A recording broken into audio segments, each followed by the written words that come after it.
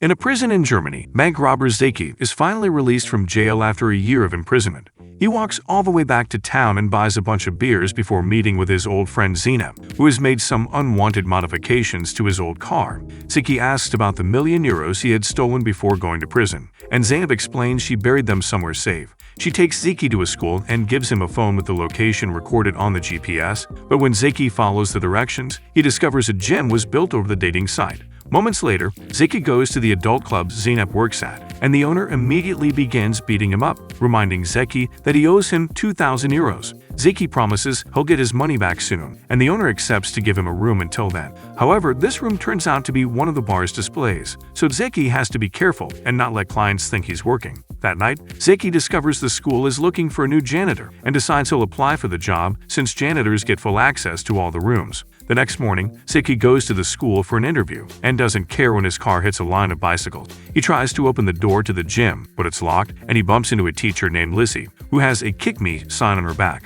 Following Lizzie's directions, Zeki goes to the principal's office and sees a bunch of people waiting for an interview, looking overly dressed for a janitor. He also sees Miss Noor coming to complain about her class 10B, who has thrown paint at her face. However, Principal Gerster says she can't do anything about it. To get rid of the competition, Zeki breaks the fire alarm, making everyone run away.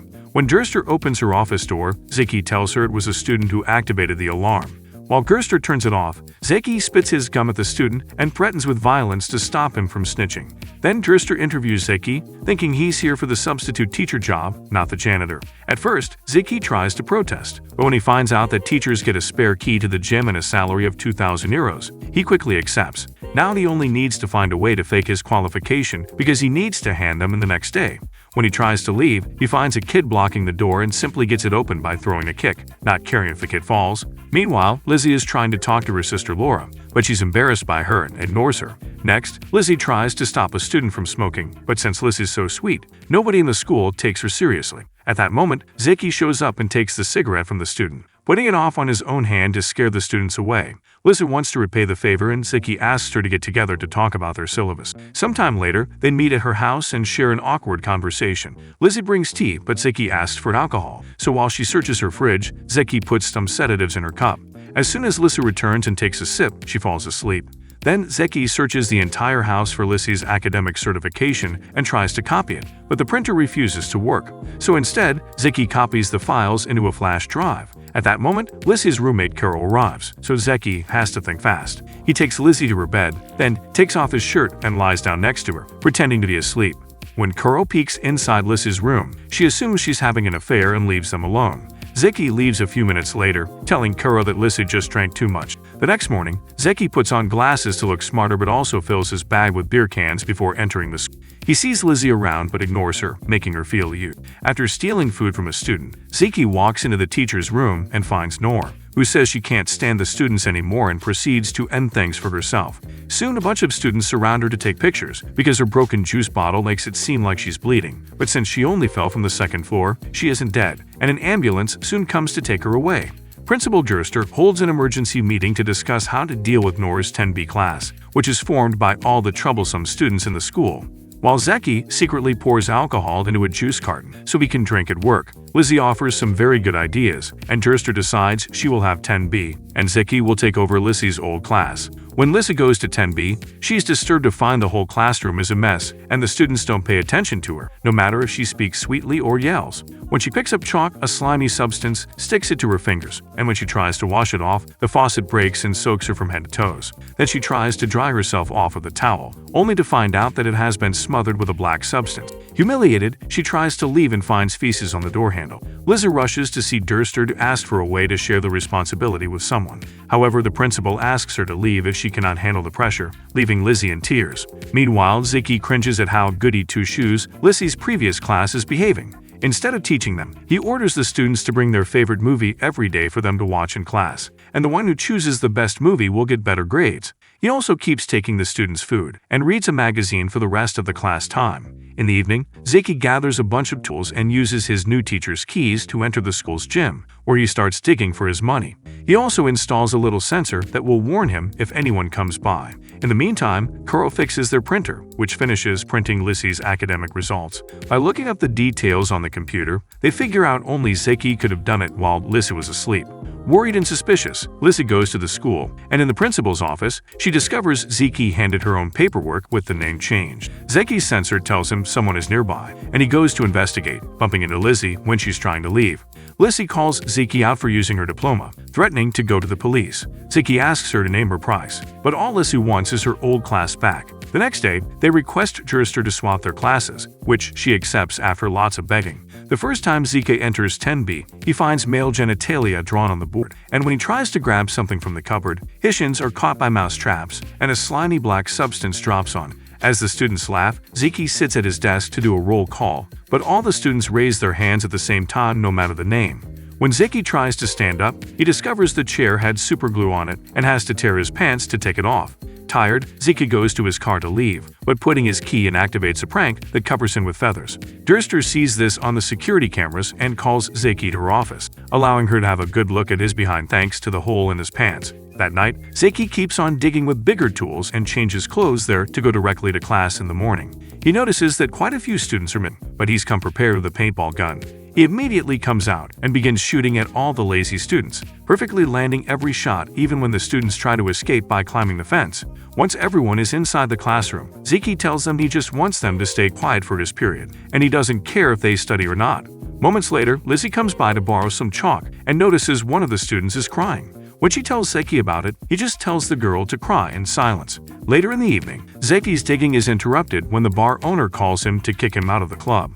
When he puts his things in his car, he accidentally breaks a window, and to make matters worse, soon it begins to rain, so he can't spend the night in his car.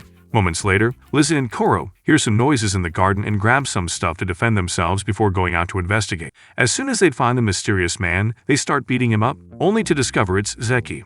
Lizzie accepts to let him stay in her house as long as he promises to teach the students for real, and even gives him some books to prepare a proper class. Kuro also advises him to control the class's leaders because if they respect him, the others will automatically follow. To get ready, Zeki reads all his students' profiles and discovers most of them are microcriminals. Later during swimming class, the students are ignoring Lizzie again. Zeki joins them and throws a girl into the pool without warning, scaring the others into joining the class as well. When two boys get into a fight, Zeki tries to stop them and gets kicked in the groin in the process. Furious, he pushes the student into the pool and keeps him underwater until the boy apologizes and leaves in tears. After class, Lizzie calls the boy's father to convince him not to sue, but the father thinks his son needs tough education and agrees with their methods. For lunch, Zeki takes Lizzie to Zainab's club. Finding the way Lizzie is embarrassed by the dancers very amusing. He learns that the class leaders want to be dealers and adult dancers in the future, which is why they don't want to study. Later that night, Zeki gets an offer from an old criminal friend to go robbing again, but he turns it down. While digging through the gym, Zeki finds a time capsule buried several years ago, with letters from the school's previous students, including younger Lizzie. There's a picture and a letter from her expressing how important it is for her to become a teacher someday, which Zeki finds very touching. He gets drunk and goes to look at the school trophy display, furiously breaking the glass when he realizes he had a bad life because adults didn't support him as a kid. Eventually, Zeki falls asleep on his desk, and in the morning, the students take advantage of this to give him a makeover. Everyone laughs at him as he walks with makeup on his face, except for Lizzie, who takes him to the bathroom when he begins feeling sick and offers her support, not laughing when she sees they left a message on his rear too. When Zeki goes home, he discovers Laura is about to do something crazy because she's depressed. Apparently, everyone thinks she's an ugly loser. To make her feel better, he takes her to see Zainab, who gives her a complete makeover. Then Zeki drops Laura at a student party, where everyone is now impressed by her look. Sometime later, Zeki takes his class on an educational tour to a dealer's house, which is disgustingly dirty, and the guy is far from glamorous. He also takes them to see some working girls, whose living conditions aren't any better. The students witness what the life of an actual criminal looks like and finally decide to choose a different career path, so Zeki advises them to join the drama club. When they return to school, he also tells one of the girls that she actually has great grades and she could even skip a year. It's her behavior that is keeping her back. To get better, she needs to join the science club, so Zeki advises her to befriend the nerds. The girl notices a fight and immediately cuts in, using her years of bad girl to defend the nerds from the popular students that are bothering them. She easily wins the encounter, and when the nerds prove to be friendly, she asks them to let her join the science club, which they accept. Sometime later, most of Class 10B auditions for a Romeo and Juliet play, and they actually do quite well. However, Zeki thinks the play is too boring and old speech can't be understood. Since he won't stop complaining, the teacher in charge of the drama club quits, and Zeki has no choice but to take over. He and the students decide to rewrite the play and make a modern, entertaining version. As weeks pass, Zeki continues digging the tunnel through the gym, but he also begins falling for Lizzie as they spend more time together. He also becomes very fond of his students, who are starting to behave under his attention now that he's taking this seriously. One afternoon, the teacher's ratings given by the students are released on the internet, and Lizzie is disappointed because she never gets selected for any category. Zeki tries to comfort her and explains that for the students to like her, she must be seen as cool. In order to help her, Zeki takes Lizzie and his students to a station, where they paint graffiti on a train. Lizzie has more fun than she expected and impresses the students with a wonderful piece.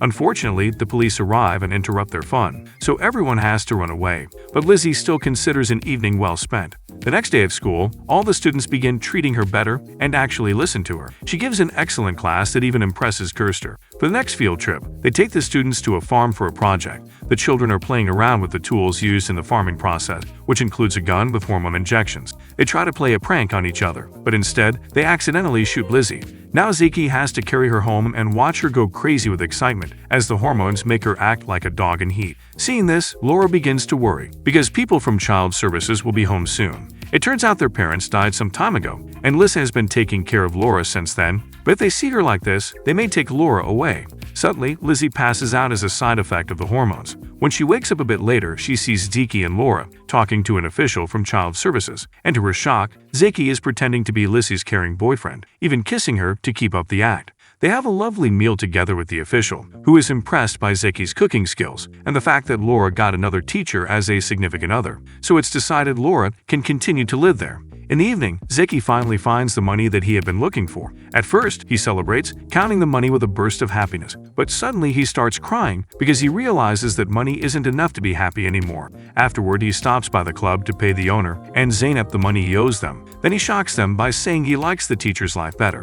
Soon the day of the play arrives. Laura is a bit disappointed that she only gets to work behind the scenes because she would like to be Juliet and kiss the cute guy playing Romeo. In fact, she's memorized all of Juliet's lines. Zeki decides to help and pours a powder into the actress' drink that makes her feel sick. Now Laura can take over the role of Juliet. When the play starts, it shows they've changed the dialogue to modern speech, and the setting is done in a modern abstract style, where the public loves it and laughs at the modern words, considering them jokes. Laura gets to kiss her crush, and at the end of the day, the play gets second place in the competition. The next day, Zeki shows the gadgets that the science club has made to Gerster, who is so impressed that she offers Zeki a permanent position if he wants it. At gym class, a student performs a high jump, but when she lands on the mattress, she sinks and gets stuck. It turns out that's where the hole to Zeki's tunnel is, and once Lizzie gets the student out, she enters the tunnel to investigate. As she reaches the end, she finds Zeki, who came back to fill up the hole again. He's on the phone discussing everything that happened with Zeynep, and Lizzie is devastated to overhear the truth, feeling that Zeki used her. She immediately slaps him and tells him to quit this job or she'll call the police. Failing to explain he is a better person now, Zeki agrees to go away. Later at the club, he can't stop staring at a pencil case that his students signed for him. The next day, Lizzie arrives at the school to discover the students are covering for Zeki by telling Gerster that they made the hole as a prank. Today's the big test for Class 10B, and before it starts, the students take out different pictures and stare at them. Lizzie is confused by this, and the students explain that Zeki had advised them to bring a picture of what they loved the most to keep them motivated. Apparently, Zeki had one in his drawer too, and when Lizzie checks, she's surprised to find the picture of herself that she had buried in the time capsule.